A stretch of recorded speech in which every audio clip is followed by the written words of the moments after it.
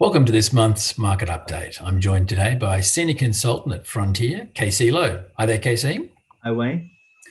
Couple of big issues I'd like to explore with you today. The first one, of course, the recent announcements around COVID vaccines. What are your thoughts about that? So we've had a number of positive COVID-19 vaccines announcements over recent weeks, and that has really fueled the strong equity market performance we've seen as of late.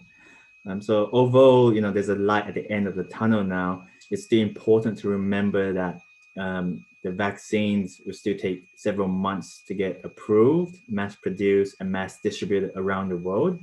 Some estimates are that this won't occur until mid next year at the earliest. So there's still several months before we get a vaccine. And in the meantime, if you look at the US and Europe, they're going through another round of COVID-19 outbreaks now. And they're doing this with very little fiscal support for households and businesses at this point in time.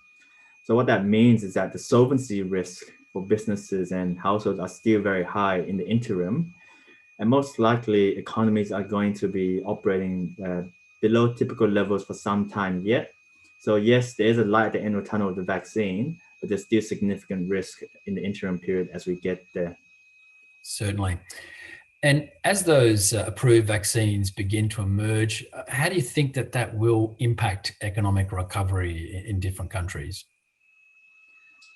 So Australia is in a very good position to distribute the vaccine domestically, but we're also in a very good position in terms of managing COVID-19 right now. So Australia's in a good place. There's been a study that shows that emerging markets may not be in such a good place, particularly the supply chains may struggle to distribute the vaccine, especially those vaccines that are required to be stored at very, very low temperatures. But that's not the case for all emerging market countries. For example, if we look at China, South Korea, and Taiwan, a vaccine may not be as important for them just because they have COVID-19 under control there, and most of the restrictive policies have already broadly been lifted in those areas. And it's important to keep in mind that these countries are also the largest weights in the emerging market equities index. Mm. So, of course, the other big story that we've been watching in recent weeks is around the developing trade tensions between Australia and China. What aspects of that have you been concentrating on and talking to clients about? So the Australia-China relationship is a very complicated one. We have to manage our relationship with the US, which is our key strategic military ally, and also our relationship with China, which is our biggest business partner. So we're sort of stuck in between. And what makes it more complicated is the political, ideological, and social cultural differences between China and Australia as well.